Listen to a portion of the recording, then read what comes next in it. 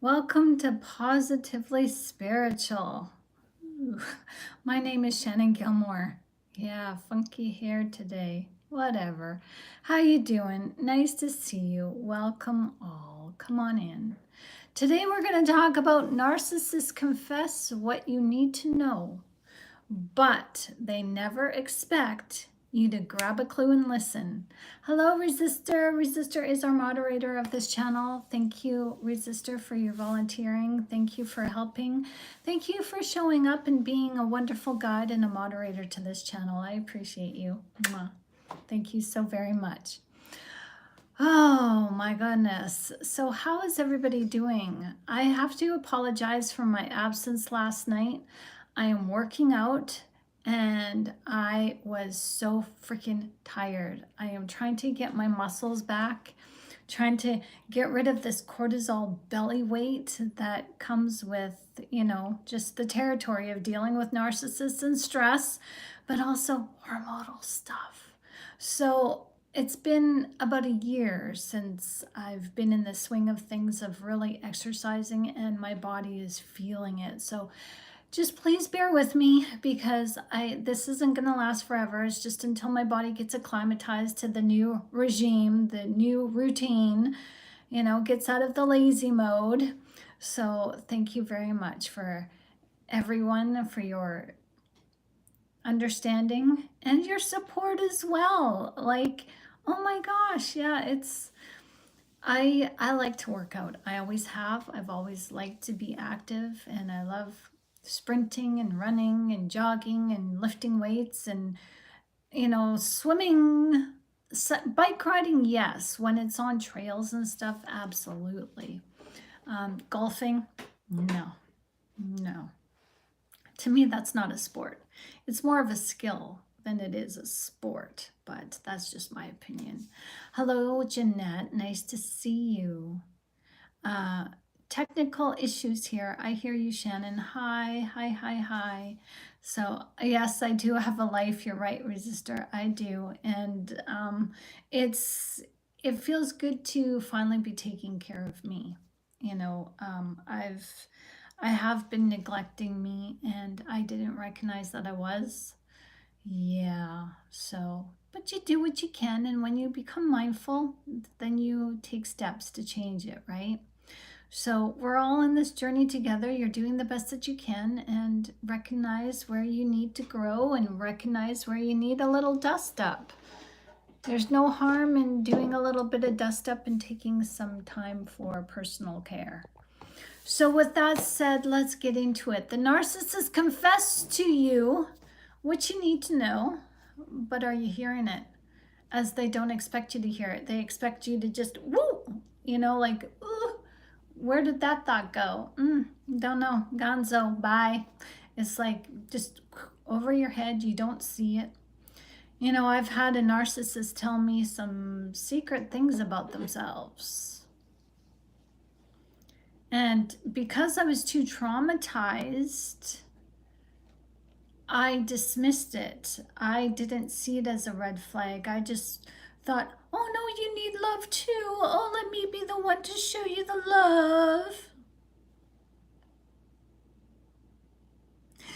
I've had, and I don't take this lightly. I'm just like stupid, but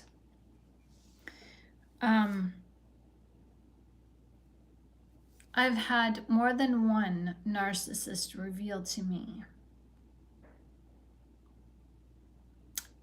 pedophile tendencies.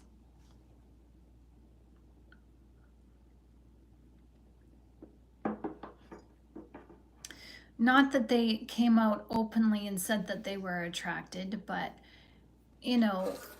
when they were younger, in their teenage years, they were babysitting kids of the opposite sex. And it happens when kids get excited, something happens, and they were alarmed by it, that they became physically alert, perky, if you know what I mean. And I just went, Oh, oh, well, you just were traumatized. You were confused. You didn't. And I didn't. And the other time I dismissed it because I didn't want to believe it. It was like water just thrown at me because I'm dealing with my own trauma from being sexually molested. I get this and I'm like, ugh. And it didn't mean anything, so push it under the rug.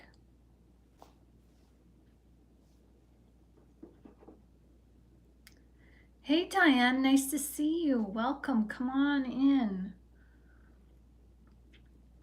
So narcissists, sorry, that was a loud bang. Narcissists confess to you what you need to know, but they never expect you to listen because they know you're not listening. That should be the title of this video.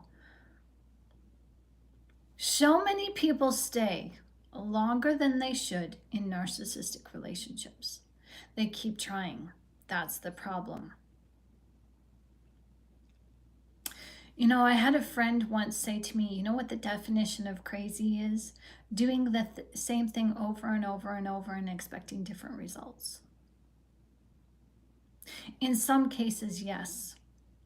In the case of narcissism, we're contributing to our own crazy making when we stay and we try and we try and we give and nothing takes effect. Sooner or later, you got to recognize that you're beating a dead horse. We keep giving second chances to someone who's never really shown up in the first place. Well, not never really. No, they didn't. They never showed up in the first place. They lied to us and led us to believe that they were showing up, that they were consistent like us. No, no, no, no, no. They were physically consistent, but physically there doesn't mean emotionally present. Write that down. Physically there doesn't mean emotionally present. They're not there spiritually. They're not with you. They're not evenly yoked to you. They're not showing up to the relationship, any kind of relationship, with accountability. They're showing up with performance, with manipulation, with half-hearted apologies that mean nothing and promises that evaporate the moment you stop watching. And if you are watching, they don't care because they know you won't say anything.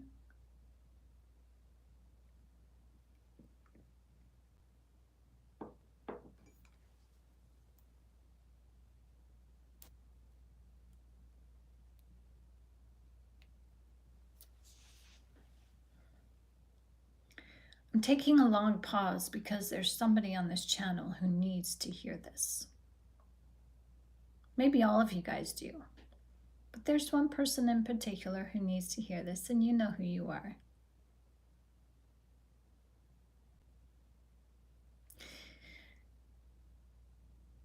The narcissist tells on themselves, and they know exactly what they're telling you.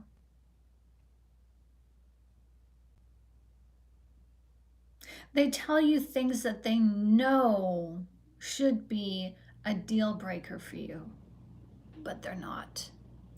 And when you don't break that deal with the narcissist, they then say, okay, they're giving me permission to do whatever the heck I want. They're giving me permission to do whatever the heck I want to do in life, but also to them. They're not standing up for other people when I tell them these dastardly, horrible, evil things, so they're not going to stand up for themselves.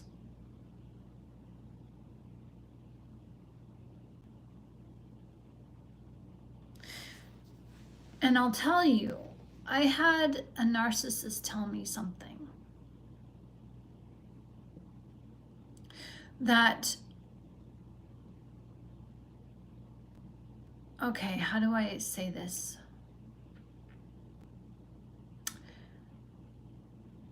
This narcissist supported someone who was accused of harming children in an adult way, if you get my drift. And how this narcissist supported this person is to provide money for the best legal counsel they could get to avoid jail time or incarceration or whatever you want to call it. And it worked. This narcissist confessed to me that there was a rift in the family because of this accusation. And it wasn't just an accusation by one person, it was by more than one person in the same family.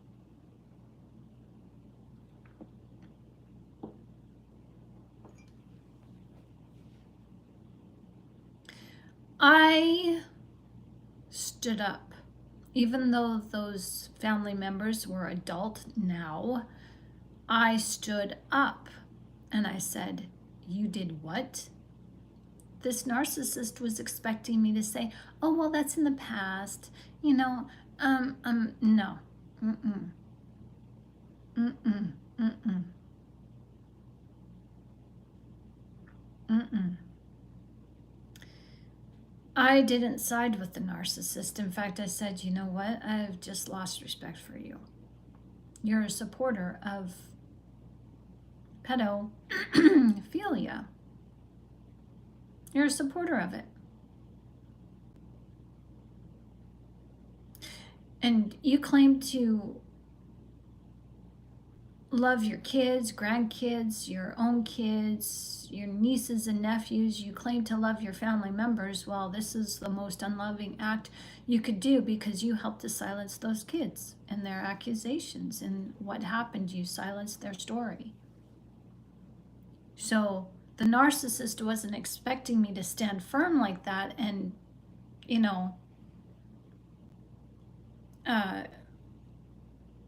stand in front of them and tell them no. I put that boundary up and I'm like, "No, you don't have access to me or my child. You don't have access to my family. No, no, no." And they tried and they tried, and I'm like, "No." Changed my phone number, blocked the phone number, they were very persistent.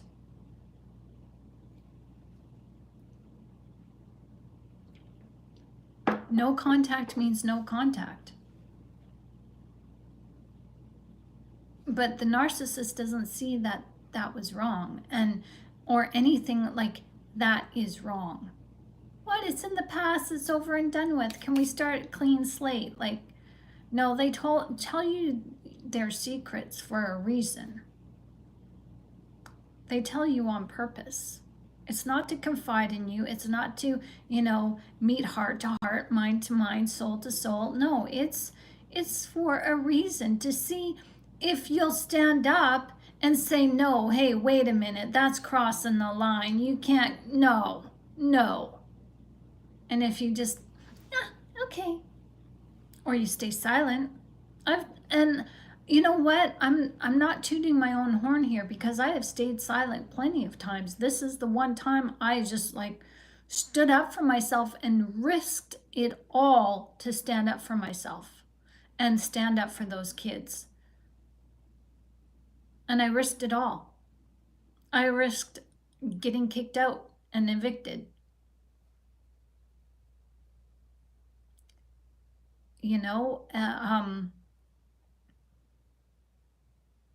Because this, when I finally stood up, was when you stand up is the day you finally realize who you're standing up for. When you stand up to the narcissist and say, "No, you've crossed the line. I can't ignore this. I can't accept this of you."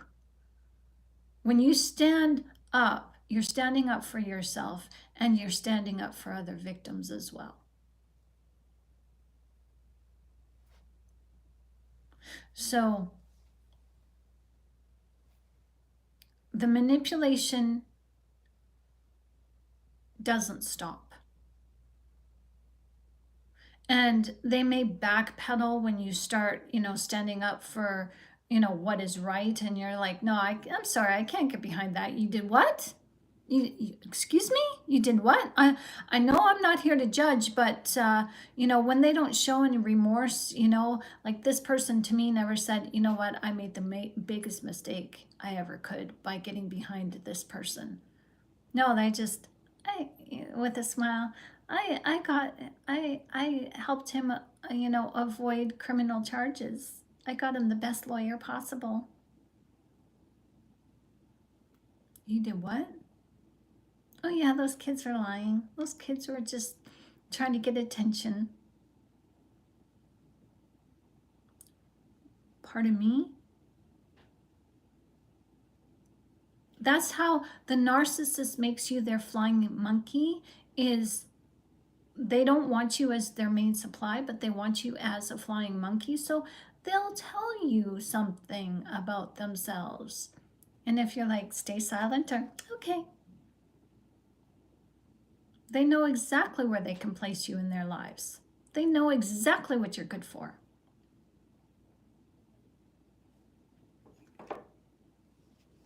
When the narcissist tells you a secret, tells you something, criminal or injustice against a human being, or they've done something that goes against your moral compass, and they show no remorse, and they don't say, oh, I went to therapy for this and I realized I was wrong and I've taken steps to, make it right between me and my family members who I wronged, or whatever it is. But there's nothing of that. They just, they just confess to you, and because they confess, and because you acknowledge it, because who you are, you've got the light inside of you, they think they're confessing. And because you don't do anything about it, you don't stand up for it, you don't, judge them. Oh, who am I to judge? I can't judge. Well, then they think that they've gotten away with it, and because you've allowed it, then you allow everything else that comes your way. Hello, Margie. Nice to see you. Welcome. Yeah, Diane says narcissists, evil, lust, spirit, and control, greed, theft, lying. Exactly. They can't stop. So with a half-hearted apology, sometimes they do apologize, but it's not love's back to you. The narcissist isn't apologizing because they really are remorseful. They're apologizing to manipulate you. Apologies don't mean anything, and promises don't mean anything either, because those apologies, those promises evaporate the minute you stop watching. Excuse me, and that's not because you're weak. It's because you're human, because you love deeply, because you believe in the redemption, in restoration, in trying again. Especially when someone tells you just enough of their pain or their story or their past to make you think they could change. If only you gave them enough love, patience, or time. But here's what I need you to hear today. If a narcissist tells you their secrets, it's not vulnerability, it's manipulation. Full stop. It's not connection. It's not a doorway to you two healing together. It's strategy, a performance that masks their real intent, to keep you emotionally invested just long enough to keep control.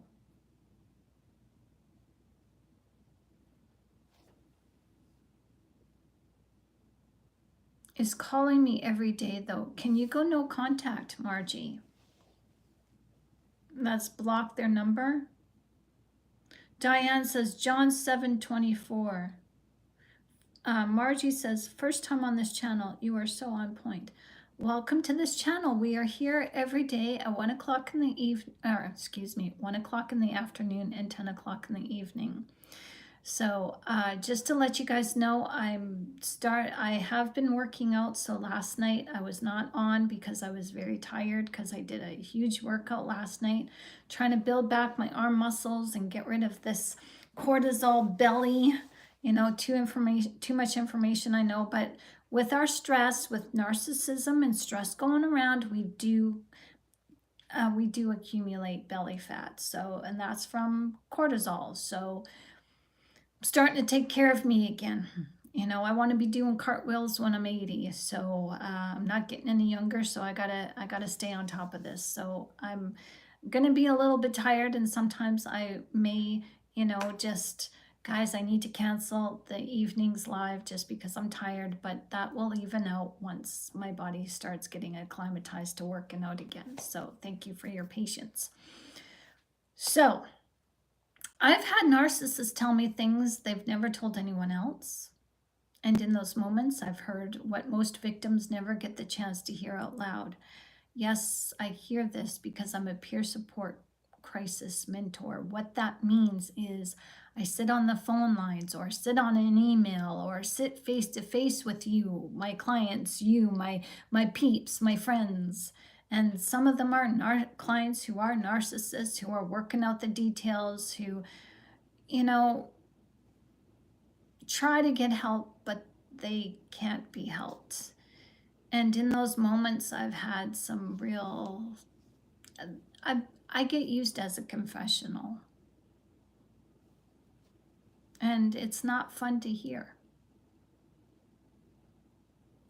The first time when I was on the crisis lines in my local community, I was on the phone with somebody who was sexually hurt as a kid by his uncle or a family member, a male family member. And I had to sit there and listen to him talk about how he then victimized his own brother. And I had to sit there through it. And I was taught not to judge, just to sit and listen. And yes, this person was getting counseling, but I don't know what happened. You know, I was just had to breathe through it. But I'll tell you, some of the stuff that I've heard,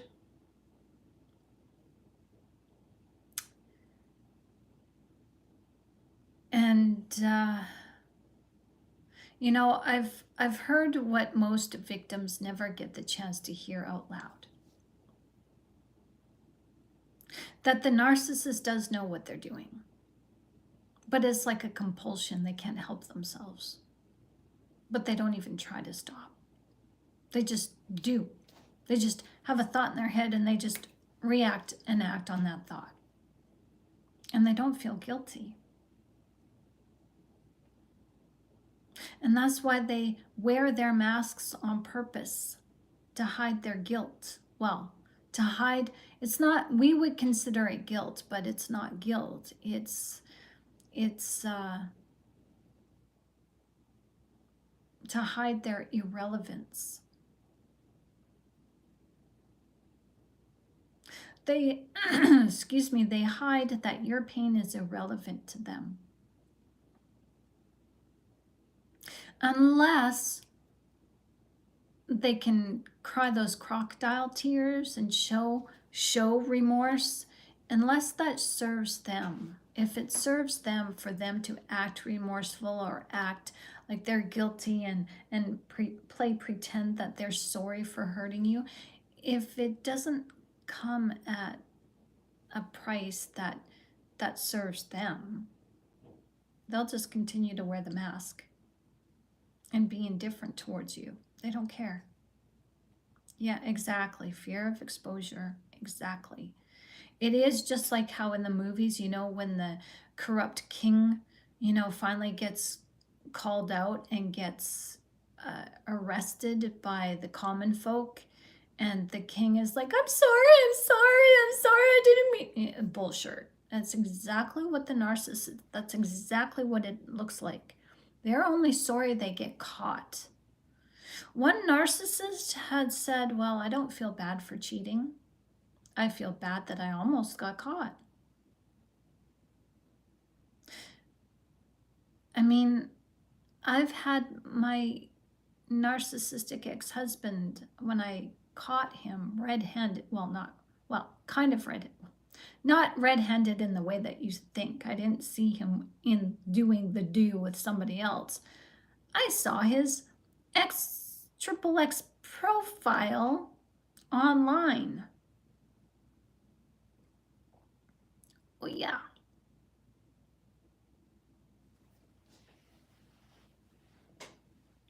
And I know it was him because he used the same password that he used for everything, including his email. And I used it. And I got into the back door of his account on this so-called dating, sexual, sick website. His profile was, you could tell it was him because he had a problem spelling, and there was spelling mistakes that he would make. And I confronted him on it.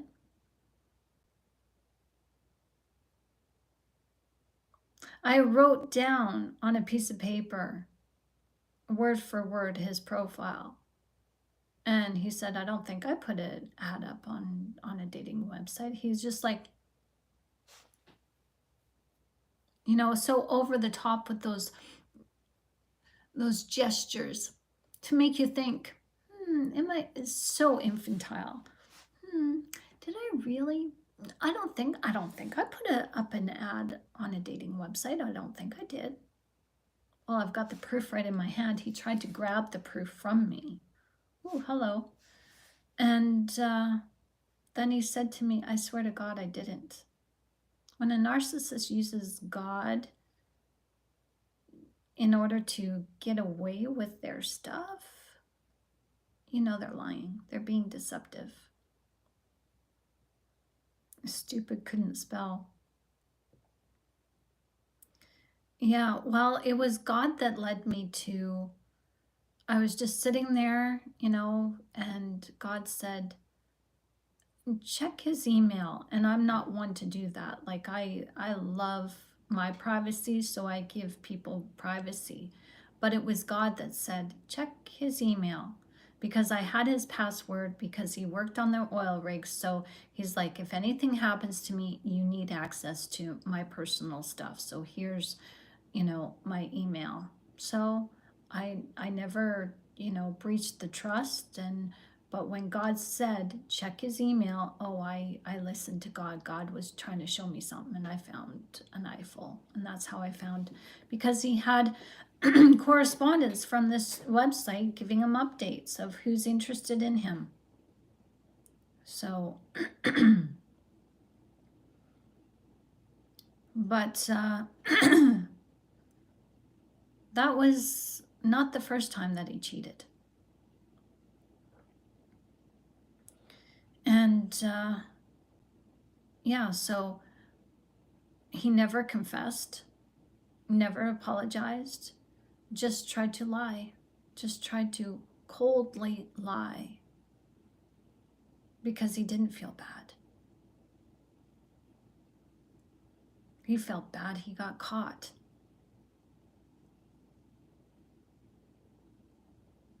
And if I was really up on those micro expressions, those micro facial expressions, I probably could have seen the smirk if I was looking for it, but I didn't know enough at the time. I didn't know anything about narcissism at that time when I found out. So use your skills, use your knowledge to really be in tune to what the narcissist is saying, how they're saying it. Read the body language, look at the micro expressions. Because most narcissists, their confession isn't, okay, I did it. It's, no, I didn't do it. And it's cold, matter of fact observation, like they're talking about the weather. That's the level of disconnect that they operate from. And yet the people in their lives are spinning in emotional chaos, trying to find meaning in the madness, asking, what did I do wrong? How can I fix this? What do they need from me? What's the truth? How do I get to the truth? Well, the truth is, they don't need anything from you. They don't. They just want to use you. You know how we say, I just gotta be me. Just let me be me. I just need to be me. Well, them using us allows them to be themselves.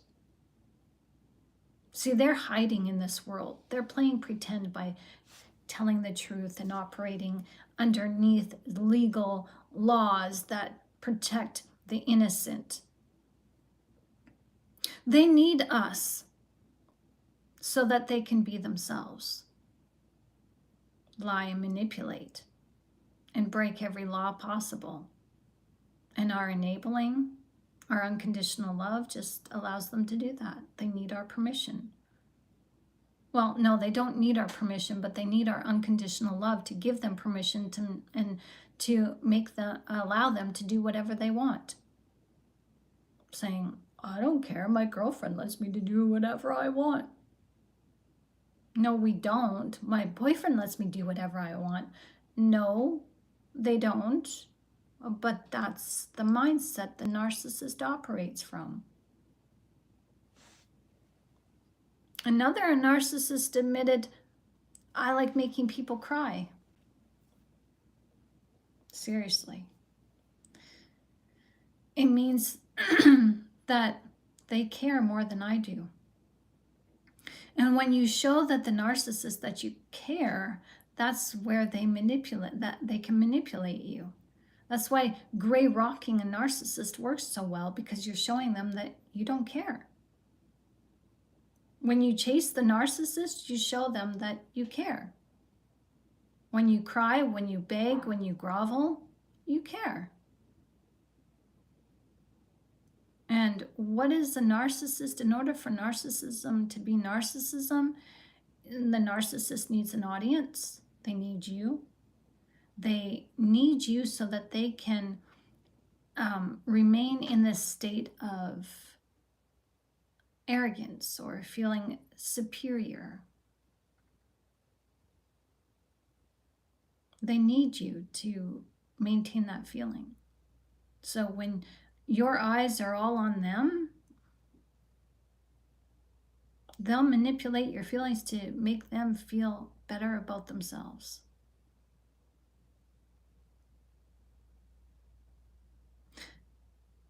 And this cuts the deepest, because when you're hurt, when you cry, you're grieving something in front of them. And you're being vulnerable because there's this trust that speaks about, I'm going to be supported in my tears. I'm going to be supported in my grief. I'm going to be supported in my sadness. Because another human being does have this emotional effect when they know that they've hurt somebody on purpose or accidental. A human being that has a duty of care will respond by nurturing the other person through their tears. But a narcissist, no, you're grieving alone. The love that you thought you had with the narcissist, whoever it is, parents, siblings, spouse, family members, caretaker, you thought that this love was going to get you through, it was going to last. Well, they sit there and they watch it. And they watch you fall apart.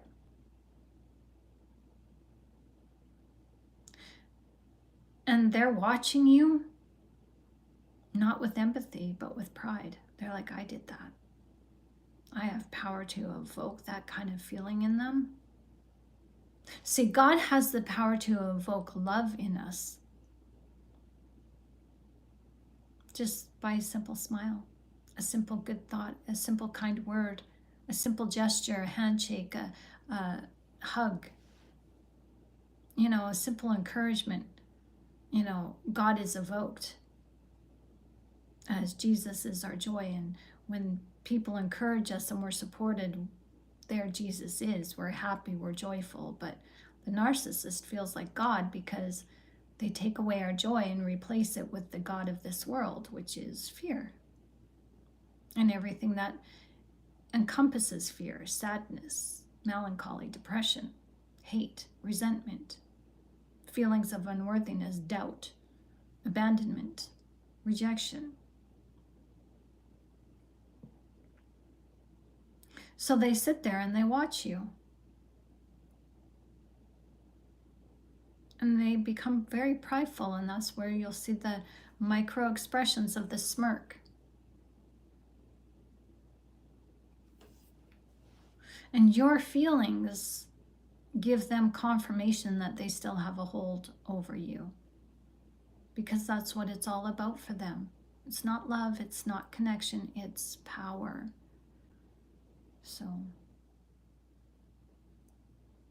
So the secret behind the narcissist behavior isn't buried under layers of trauma you need to unpack. It's usually right there on the surface. They told you who they were from the beginning, you just weren't listening. And they told you in a language of contradiction, through the charm. Oh, by the way, I think I unalived somebody when I was younger. I've had that said to me. My best friend in my 20s told me that her husband told her after they were married that he thought he got so aggressive because he was a coke addict that in his whatever, when he was high, he thought he beat somebody to death.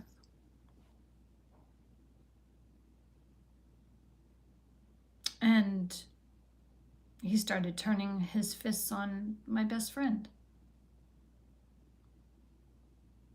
So was that for intimidation? Oh, hell yeah, it was.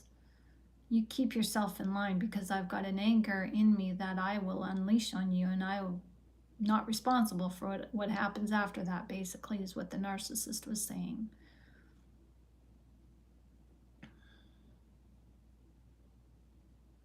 So they told you who they are, but we're not listening at first.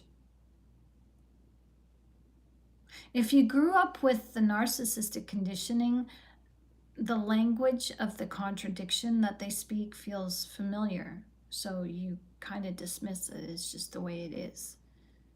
And it feels like love, it feels like attention, it feels like home because it's familiar, it's comfortable. But it's not, it's survival, it's performance, it's a counterfeit intimacy that keeps you guessing and giving and waiting for the breakthrough that never comes. If somebody tells you that, oh yeah, I unalived somebody because of my temper, and you're thinking, oh, but you love me, you won't be like that with me, right?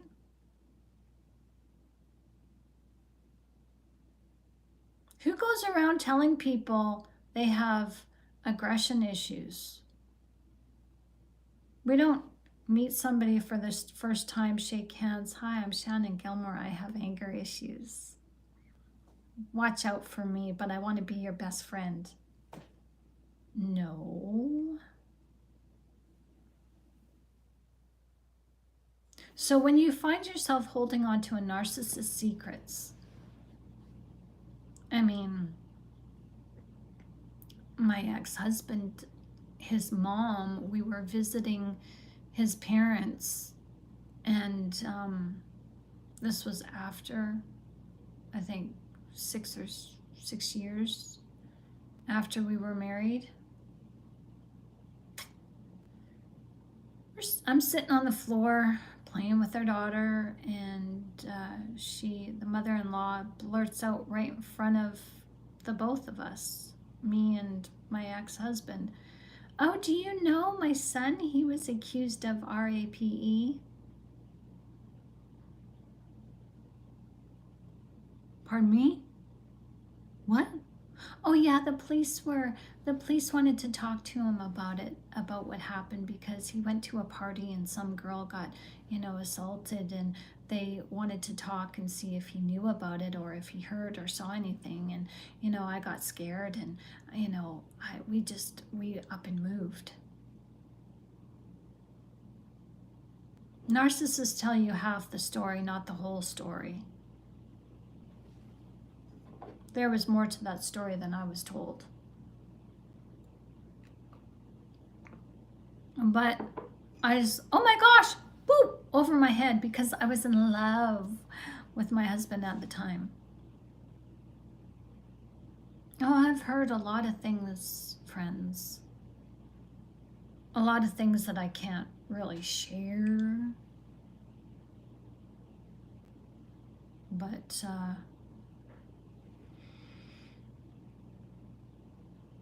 if you knew, you wouldn't be surprised what the narcissist thinks. Go watch a horror movie. That's what the narcissist thinks. I'm not kidding. I'm not kidding. Who makes up this shit on film? Who makes that up? That's one place. Being an actor, an actress, or a film director, or a script writer, being involved in movies in some way, that is the narcissist's dream, because they can be who they are and get paid for being who they are.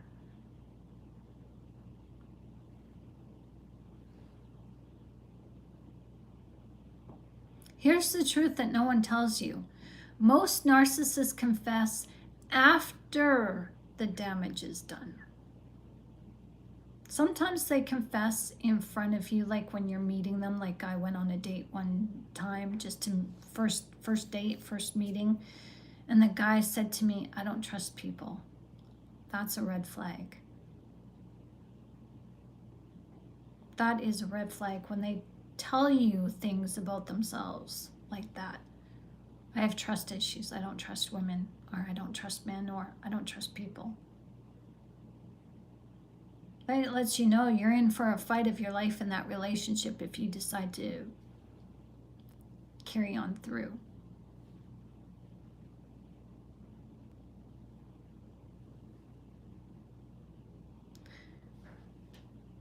After the narcissist has already manipulated, lied, cheated, discarded, or triangulated, that's when the truth that they leak out. That's when their confessions can do the most damage, or can show them how much you really still are loyal to them. So these confessions are not bridges to healing. They're hooks designed to keep you from walking out the door. Designed to make you doubt your instincts. Designed to make you say, well, maybe they just need more time. Maybe they just need healing. Maybe I can help them through this pain. Maybe I can help them, turn over a new leaf. You ever notice that you never find out that the narcissist is a drug addict or alcoholic until after you catch feels, until after, you're in it?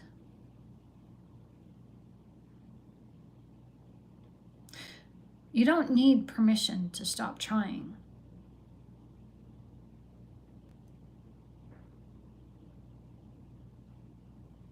What you need is to start understanding who they are.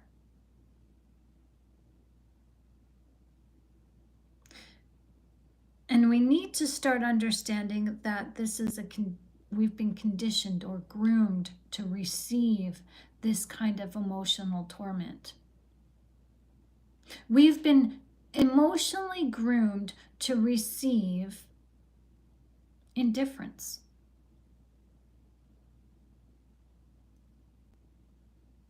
So let this be the moment when you realize you are allowed to stop giving your energy to someone who only takes. You are allowed to grieve the loss of what could have been. while still walking away from what is. You are allowed to break the trauma bond, even if they tell you you're abandoning them. You are allowed to break your peace, or excuse me, protect your peace, because if you stay, they'll only keep breaking it.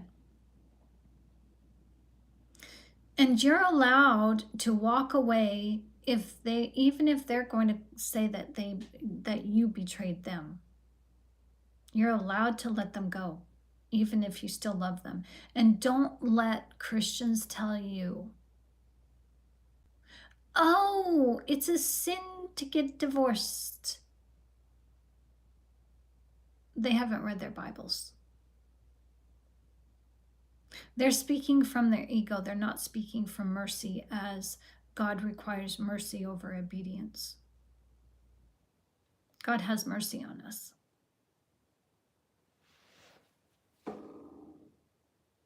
And therefore, we must have mercy on each other and mercy on ourselves. Just because you're in a traumatic relationship doesn't mean that God wants you traumatized, and doesn't mean that God is punishing you, and doesn't mean that you have to punish yourself in order to make up for whatever it is you think you've done because you're just an automatically bad person. No. Bad things happen to good people because God calls it discipline.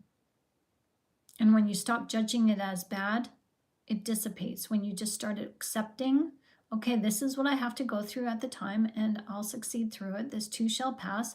I'm going to figure this out. This relationship is helping me see me as I've been ignoring myself, and I haven't been the best to myself, and I haven't been the best to other people, as enabling people's bad behavior is not showing up as my best, even though I think it is. It's not my best.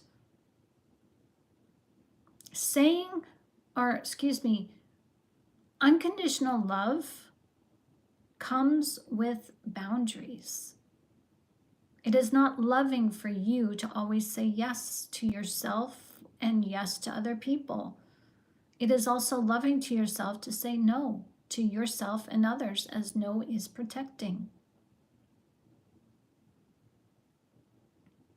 You are allowed to choose truth over potential, reality over fantasy, healing over the cycle of abuse. Because no matter how many secrets a narcissist reveals, the most important revelation is that you come to the realization that what they have just done to you and said to you, it's not love. This is harm disguised as connection. This is control disguised as concern. This is spiritual and emotional abuse wrapped in a package labeled as being your soulmate. You know, don't fall for, oh, I've never told anybody this before, but you're the only one because I feel so comfortable telling you. I need to tell you this. I need to confess this to you. You know, let them confess. And instead of just saying, oh, well, you did the best you could with what you had. You didn't know better. Instead of saying that, what are you doing? What are you doing in taking steps to make this right now? Well, I don't. What are you doing? Are you doing anything to right this wrong? Are you going to therapy? Did you apologize? Did you make amends? Did you, change your behavior? Like, what are you doing to solve this problem? Because telling me your deepest, darkest secrets to confess it to God. You don't need to tell me your deepest, darkest secrets to alleviate the problem. How you need to alleviate your problem is with changed behavior. So are you doing anything that shows that? Oh, I can't believe you're not supportive. I can't believe how unsupportive you are. Here, I told you my deepest, darkest secrets, and now you're judging me. No, I'm not judging you. I'm just asking you, how have you changed? Because confession does not create a change. You have to do something, and the narcissist won't do anything about it. So test them. This is testing the narcissist to see if they're of God, because somebody who is of God, they will say sorry and they will make it up to you. They will offer changed behavior that is consistent, not just, oh, make it up to you one day and they're good enough. No, they have this follow through of changed behavior by staying away from what hurt you in the first place, or what, they confessed in the first place. That is so far from me. I was drinking at the time when I did that, and I'm no longer drinking. I've been 25 years sober, and I was going to AA, and I'm still in contact with my sponsor. We meet up once a month. That's changed behavior. That's being remorseful. But if the narcissist is like, why are you busting my chops? Here I come to you to confess, and you're just like all over me. Like, what the hell? You're up in my grill. It's like, get away from me. Get away from me. I don't need this.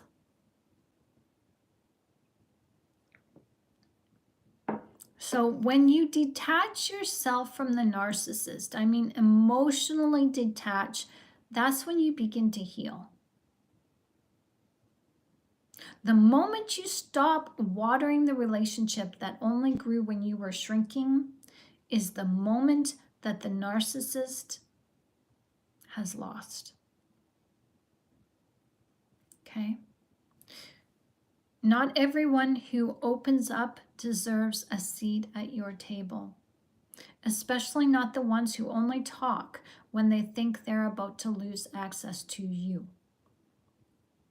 So if you're waiting for a deeper confession, a better apology, a real change, you may be waiting forever. But if you're ready for peace, for truth, for freedom, well, you have that right now. Just a decision. You're one decision away from deciding your own fate and not putting your fate in the hands of a narcissist. You don't need another meltdown. You don't need another breakdown. You need a breakthrough. And the breakthrough is you don't need their secrets, or you don't need to know their secrets to save them.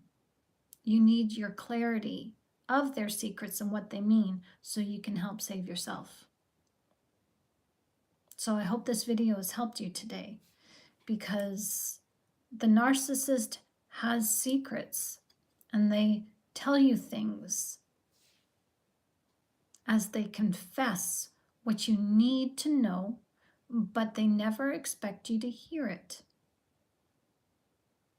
They need you to know, again, we're going to reiterate and condense this video. The narcissist needs you to know their secrets, not because they want to confess, not that they want to get something off their chest. When they say stuff like that, that's just to make you feel like they're more human than what they are. And the narcissist confesses what you need to know, the truth about them, so they can gauge and observe, observe your reaction of your response. When they tell you something so shocking and you're just, tell me more. Oh, really? Oh, well, because the narcissist will say, you may judge me on this, or don't judge me on this, but I need to tell you something about me because this was a big part of my life and I did this and this and this. Oh, well, thank you for telling me. You did what you could. You're basically telling the narcissist they're not responsible. Well, you can say, well, thank you for telling me. That was pretty bold. And, thank you for telling me. And may I ask, what have you done to solve the issue? Like, have you done anything to make this up to the person that you wronged? Like, how has this situation changed you for the better? Like, have you seen a therapist? Have you made some sort of amends to the person that you wronged? Like, what have you done to change? They're not expecting that. And you asking those kinds of questions shows the narcissist that you are listening. And this type of listening they never expected. They don't expect that. They expect that if you just smooth over the problem and make excuses for them, then when the narcissist no longer needs you as their main supply or close supply, they still have a use for you. They can make you their flying monkey. So with that said, I hope this video has helped you, and please come back here tonight at 10 o'clock in the evening Eastern time, as we will have another video for you, another good one that deals with some secret things about narcissism that narcissists don't want you to know. And thank you, Resistor. Resistor has just shared my email. If you guys want to talk, you are welcome to contact me at my email at shannongilmore@protonmail.com. There is my website link in the description of this video, as this website allows you to download some books, as I am not just a peer support mentor, I am an author too, and I combine my two talents to bring to you this channel and insight that I have used myself. I don't write things on the fly. I've written things and, led by God, used scripture, as these writings are scriptural intensive. They share with you the deeper nuances of God to help you heal His way. And I've used this insight myself.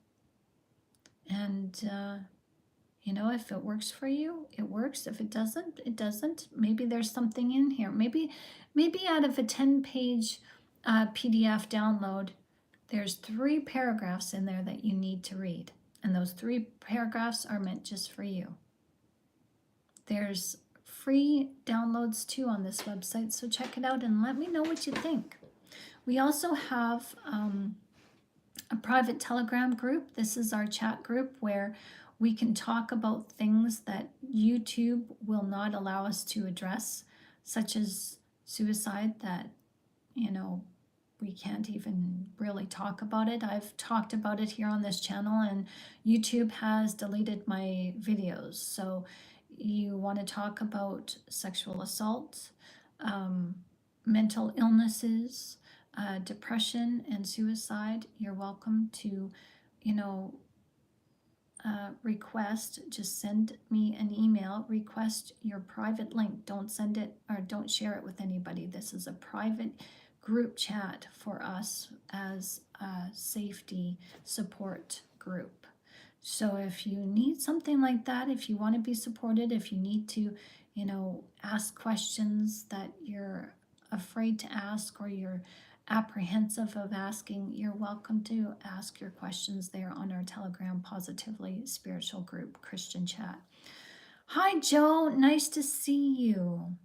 So,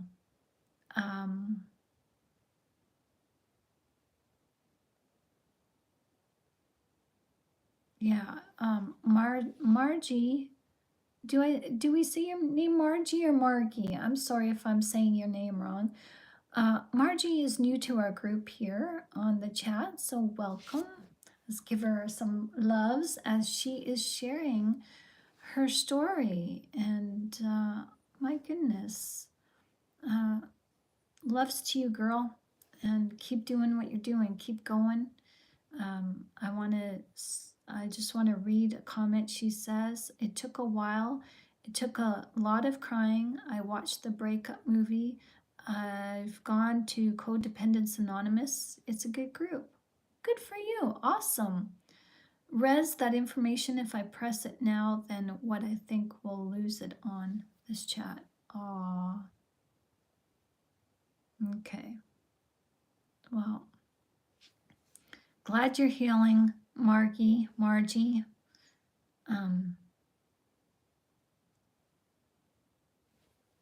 Yeah, we're here to help each other, so you're welcome for, to talk here as you need. Come back often. Come back here. Some people in this chat are loyal. They come back every single chat, every single video. So thank you, everyone. Thank you for supporting this channel. And, if you guys do want to donate to this channel to keep us here twice a day, as this is what I do. I write and I share insight. I study the Word of God. I study psychology. I study myself to bring to you guys, what I've been working on. As you know, sometimes you guys see me cry, you see me get upset, you see me work through the healing in real time online. If you want to keep supporting each other, then this channel does need monetary support. So there is a link in the description of this video that takes you to my PayPal, and you can donate there through PayPal. So I'm gonna go grab some lunch, guys. I'm a little bit hungry and I want to do my walk again today and do it before it starts raining, and be back here at 10, and just maybe, if I'm tired, have a nap in this afternoon so I'm not tired tonight. So Margie says I'm going to lunch and going dancing. What kind of dancing is this? Like are you involved in like ballroom dancing? Cha, 1, 2, 3, cha cha cha, or the tango or whatever? That's pretty awesome. And it's okay to cry if you have to. Absolutely, Margie. It is okay to cry. Crying is actually scientifically proven to be therapeutic. There's healing enzymes in our tears. So if you cry in front of somebody or they cry in front of you, you guys are going to get healing. So everyone, put on some makeup and make yourself beautiful. Yes. Yes, feel beautiful on the inside and out because God loves you. So with that said, everyone, thank you for joining me this afternoon. And I bid you adieu, but not farewell. Have a lovely afternoon. Enjoy your afternoon and evening. And I look forward to seeing you guys back here at 10 o'clock this evening for another insightful video about narcissists and their secrets, what they don't want you to know. It's a good one. Until then, I love you. God bless. See you soon. Bye-bye. Hey, Joe. See you later. I'm tuning off now, so please come back at 10 if you can, and enjoy your happy birthday weekend. Okay, see you later.